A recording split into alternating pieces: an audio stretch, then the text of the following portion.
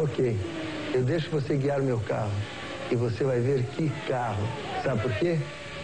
Tecnologia Chevrolet. Motor Chevrolet com injeção eletrônica. Como eu gosto. E o conforto? Bancos de couro, volante regulado. Tá bom. Entra no carro, põe o cinto, mas vai com carinho. Monza Classic 500 EF. É um excelente carro. O carro com 2 assinaturas de sucesso. E estamos de volta com o BBcast, seu podcast de automobilismo e outras nerds. No episódio de hoje vamos falar sobre o preview do GP da Itália. E aqui comigo está a Débora Santos Almeida. Olá, amigos, sejam bem-vindos a mais este podcast. Separem a pizza para o sábado e a macarronada para o domingo, porque vai acontecer o GP da Itália. Exatamente, acho que deve ser o segundo maior evento assistido por italianos e descendentes de italianos. Eu acredito que só perca para um clássico do futebol, tipo Palmeiras e Corinthians, ou até mesmo Itália e Brasil.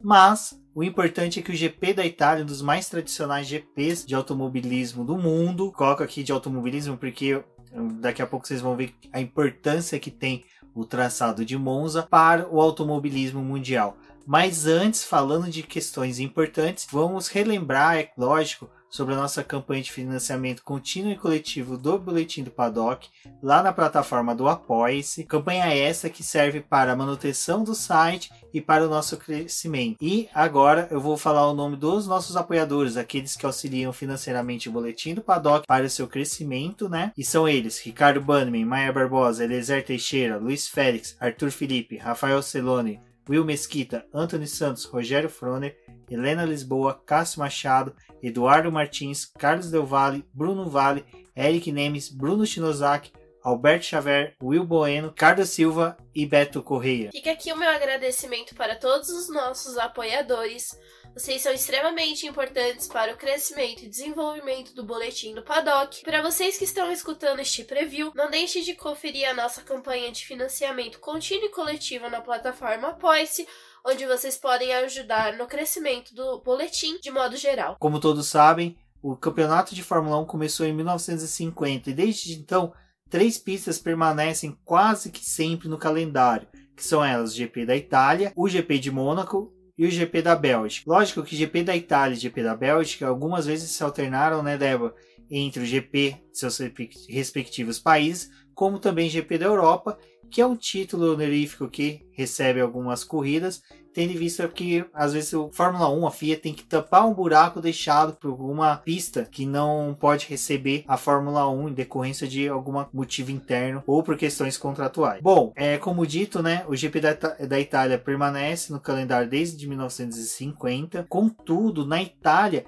eu acho que desde quando a Itália, desde o Império Romano, com corridas de bigas, já existe essa competição, esse amor à corrida, à disputa em pista. E lógico que isso foi refletido já no início, quando começou, né, a disputa de motores a combustão, de veículos. Já em 1921, né, Débora, já tínhamos relatos de corridas sendo praticadas no território italiano. 1921 não era o circuito de Monza, era um circuito que ele tinha cerca de 17 quilômetros, mas Monza foi projetado para 1922.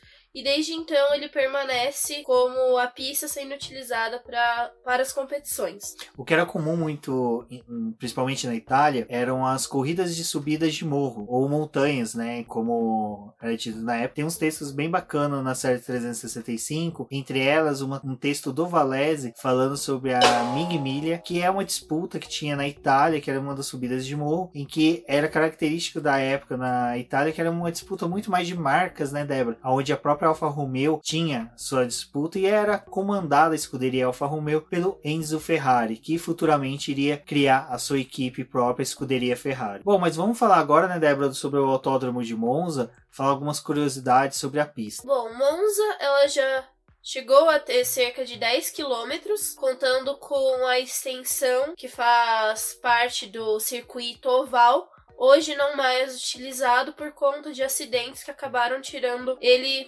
de atividade. O circuito que a gente conhece hoje já passou por várias reformas e atualmente ele é um circuito plano, não tem elevações como o circuito da Bélgica, onde tem bumps e várias coisas que acabam atrapalhando a corrida. Hoje ele é um circuito mais neutro, mas de extrema dificuldade, porque a maioria das voltas é executada com o pé embaixo, que ele é um circuito que traz muita velocidade. Até mesmo o Kimi Raikkonen no ano passado acabou quebrando o recorde de velocidade na pista. O Autódromo Nazionale de Monza teve as suas obras concluídas, como a gente falou, em 1922, e ele passou a ser o terceiro autódromo permanente no mundo, onde já existia o Autódromo de Brooksland na Inglaterra e Indianápolis nos Estados Unidos. Monza também foi conhecida pelos seus acidentes fatais. Um deles foi entre o Emilio Materazzi e o Giulio Foresti, onde teve uma batida muito forte e acabou... cerca de 30 pessoas acabaram falecendo nessa tragédia. Foi a tragédia mais importante até o acidente nas 24 horas de Le Mans de 1955, onde 84 espectadores acabaram falecendo. Entre 1957 e 1960, o circuito oval de Monza deixou de ser utilizado, mas em 1961 decidiram incluir ele para a corrida daquele ano. E foi onde nós tivemos mais uma catástrofe no automobilismo, onde 14 pessoas morreram, fora o piloto, que foi o Wolfgang. E depois disso ele acabou trazendo comoção para vários pilotos que estavam ali disputando com ele. Foi mais uma morte ali do automobilismo e acabou trazendo essa mudança para o circuito de Monza, onde o oval deixou de ser utilizado pela Fórmula 1. Mas, falando sobre uma coisa legal desse circuito oval, foi que no período de 1957 e 1958, nós tivemos um crossover entre a Fórmula 1 e as 500 milhas de Indianápolis, onde os bólidos da Fórmula 1 foram utilizados para essa disputa e ocorreu no circuito oval da pista de Monza. Exato, lembrando que na década de 50 nós tínhamos as 500 milhas de Indianápolis incluídas no calendário da Fórmula 1, contudo só disputavam lá os pilotos americanos, os europeus não iam.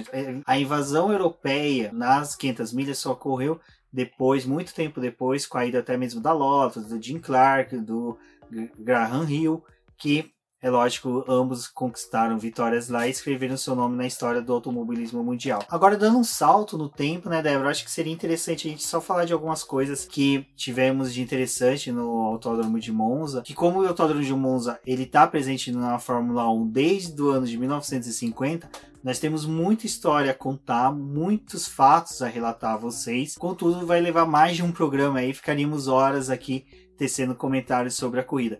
Mas o que é interessante de Monza é que, como a Débora disse, com o Kimi Raikkonen quebrando o recorde de maior velocidade hora no autódromo, vai lembrar que a pista em si ela é muito rápida.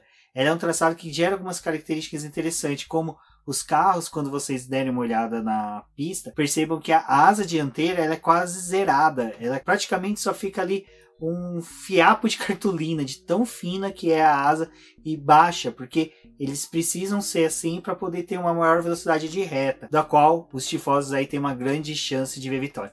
E falando em vitória, o que é legal de uma efeméride aí sobre a pista de Monza é que o Leclerc tá vindo de um GP da qual ele venceu. A gente teve o primeiro monegasco, né, a vencer no GP de Fórmula 1, mas se ocorrer a vitória dele no GP de Monza, será a segunda vitória de um monegasco naquele circuito, porque em 1928 Louis Chiron venceu com uma Bugatti na mesma pista. Então olha, quem sabe a gente pode ter uma nova estatística aí a favor do menino Leclerc, que seria bastante legal. Outra característica legal dessa pista é que no ano de 1988 a McLaren de Ayrton Senna e Alain Prost vinha uma sequência de vitórias impressionantes. Se eles vencessem todas as corridas naquele ano, seria um recorde que até hoje não foi batido. Nem mesmo nessa mega era dominada pela Mercedes, ela não conseguiu números tão impressionantes quanto o MP4 com o motor Honda. Bom, um mês antes do GP da Itália, havia falecido o Enzo Ferrari. Então vocês imaginam, os italianos já estavam tristes porque naquela temporada estava sendo dominada pela sua arquirrival, a McLaren, em que Alain Prost e Ayrton Senna vinham revezando ali entre vitórias e primeira e segunda posição de ambos. Então, para a Ferrari estava uma tristeza tremenda. Contudo, no GP da Itália de 1988, havia sido reservado algo especial para eles. Bom, Alain Prost enfrentou problemas mecânicos com seu carro e Ayrton Senna sofreu uma batida, bem como o carro também enfrentava problemas mecânicos. O resultado, a vitória veio para Gerhard Berger, que venceu e teve uma dobradinha da Ferrari. Então olha que bacana. Vocês veem que às vezes as situações são reservadas realmente aí para os italianos. Emoções não faltam para italianos. Porque o pódio foi dividido entre Gerhard Berger da Ferrari, Michel Alboreto também da Ferrari e Ed Shever da Arrows. Ed Shever, para quem não conhece, é um grande piloto. Tem história dele também no Boletim do Paddock, na série 365. Salvo engano, o texto do Eduardo Casola Filho. Bom, por que eu estou falando isso? O GP da Itália é aquele GP onde que você pensa que está assistindo uma novela do Benedito Rui Barbosa, que é um GP onde que você escuta ali nos rádios o maior número de xingamentos em italiano que vai ter do Ma che Gennaro, Madonna Mia, Capspita. E é todos com a mãozinha erguida, como eu disse antes, com os dedos apontados para o céu, aonde encontra-se a nossa querida nona, e gesticulando como se você estivesse pedindo uma pizza desesperada em uma pizzaria da moda.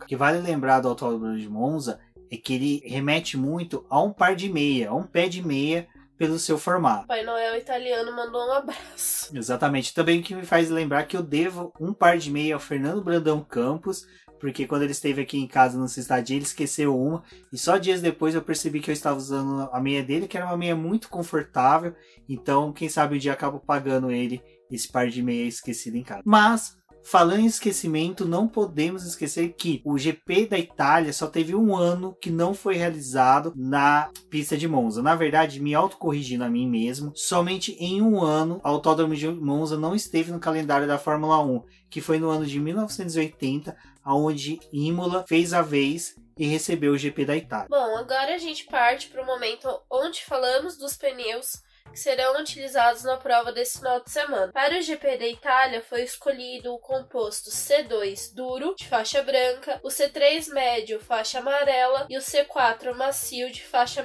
vermelha. A composição escolhida é semelhante ao que foi utilizado na temporada passada, mas lembramos aqui, como no GP da Bélgica, que a goma desse ano ela é mais macia do que a utilizada em 2018. Uma coisa que é interessante de nós falarmos é referente a essa questão dos pneus, principalmente desenvolvidos pela Pirelli. O Autódromo de Monza, por ser um autódromo muito rápido e também ele permanece quase que todo o carro 100%, não 100%, mas eu não me recordo a porcentagem total agora, mas deve beirar uns 70% do traçado, é pé embaixo. Contudo, como ele não tem um desgaste muito forte lateral do carro em decorrência de curvas, a escolha da Pirelli até que é uma escolha boa, porque ela combina exatamente a questão de pouca degradação dos pneus, pois é bem o meio ali da qualidade dos pneus em questão de maciez das gomas, como a Débora disse, bem como ela não perde a sua aderência. Então eu acredito que do composto C2, que seria o duro para o final de semana, que nós veremos utilizando a faixa branca, para o C4, que é o macio com a faixa vermelha, não vai ter uma distância muito grande de perda de velocidade. Então provavelmente nós veremos aí ter disputa por volta rápida a todo momento, ainda mais que este ano se caracteriza por essa volta rápida, dar um ponto a quem conseguir realizá-la e esteja no top 10 ao final da corrida, bem como algo que seria interessante que nós falarmos, que foi algo visto no GP de Spa, né, lá da Bélgica, que a Mercedes sabe, né, economizar muito bem pneus. Então eu acredito que a questão de estratégia nesse GP, questão de momento de parada, será bem importante. Espero eu que a Ferrari tenha, né, aprendido a identificar um blefe quando acontece ou não, porque vai ser muito importante aí a hora certa de parar os carros, ainda mais se ela quiser fazer feio no próprio quintal de casa. Esse ano, os carros da Ferrari estão consumindo mais o pneu do que na temporada passada, então aconteceu uma inversão entre Ferrari e Mercedes. Ano passado o carro da Ferrari era mais conservador, até mesmo o Vettel, que era um piloto conhecido como conservador dos compostos, na corrida da Bélgica a gente viu ele sofrendo com o desgaste dos pneus, precisando realizar mais uma parada. Sim, teve o erro da Ferrari, mas isso já é uma coisa que tá vindo de outras corridas e mostra muito como o carro da Ferrari esse ano bem diferente do que foi apresentado no projeto de 2018. O clima de Monza é conhecido como quente e seco, mas na temporada de 2018, o final de semana, as equipes precisaram lidar com a chuva, que até apareceu ali durante a classificação, só que no domingo o clima voltou a ser seco. Então, nesse final de semana a gente pode ver uma variável do que aconteceu na temporada passada. Bom, como todo bom cabeça de gasolina que se preza, acredito que nossos ouvintes estejam participando dos bolões, né? Bem como das apostas da Liga do GP Predictor e do F1 Fantasy. Lembrando que tanto o F1 Fantasy como o GP Predictor, o Boletim do Paddock tem suas ligas. No post deste episódio tem os links para acesso, bem como para o GP Predictor, existe uma premiação para cada, e lá no post também tem as descrições dos prêmios que serão entregues ao final do ano aos 3 primeiros colocados do GP Predictor. Bom, Débora, acho que é interessante a gente começar sempre pela lista de vitórias, né, dos pilotos mais vitoriosos no Autódromo de Monza. No topo da lista temos Michael Schumacher e Lewis Hamilton com 5 vitórias cada. Em segundo lugar temos uma sequência boa de pilotos ali que conquistaram 3 vitórias na pista. Entre eles temos Juan Manuel Fangio, Nelson Piquet, Alain Prost, Sebastian Vettel e Rubinho Barrichello. Já com 2 vitórias, nós temos pilotos das equipes como Alberto Ascari, Phil Hill, John Surtees, Jack Stewart, Niki Lauda e Ayrton Senna. Nos construtores, nós temos a liderança da Ferrari com 18 vitórias, contudo, em segundo lugar está sua arquirrival, a McLaren, com 10 vitórias,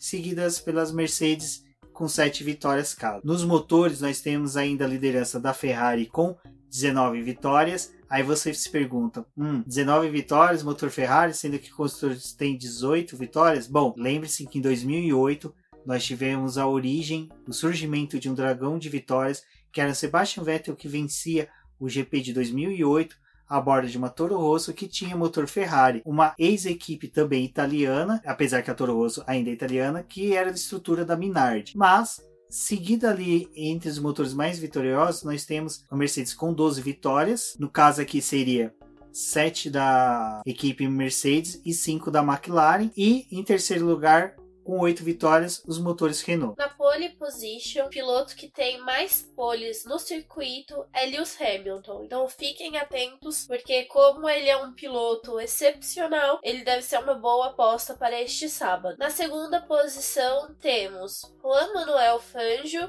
e Ayrton Senna. Aí, em terceiro lugar, é aquela nova complicação que nós temos para os dados, que se segue uma sequência grande de pilotos que tem 3 poles cada, mas eu acho que o destaque aqui ficaria para o Sebastian Vettel, que tem 3 poles nessa pista. Então, Débora, para quem vai apostar no Lewis Hamilton, se recorde que a Ferrari pode vir forte com o Sebastian Vettel para a busca da pole. Nos construtores, a Ferrari soma 20 poles, seguida pela McLaren com 11 e a Lotus com 7. A Williams também está nessa posição com 7 poles. Ainda nos motores, a Ferrari é a líder com 21 poles, lembrando a pole do Sebastian Vettel em 2008, seguido pela Mercedes com 12 e a Renault com 10. Exatamente. É interessante essa questão da vitória do Sebastian Vettel em 2008, porque ela quebra quase todas as estatísticas. Para quem gosta de estatística, é sensacional, porque ela dá um vórtice nela por causa dessa vitória que ele obteve no GP de Monza, né, no GP da Itália, com um carro que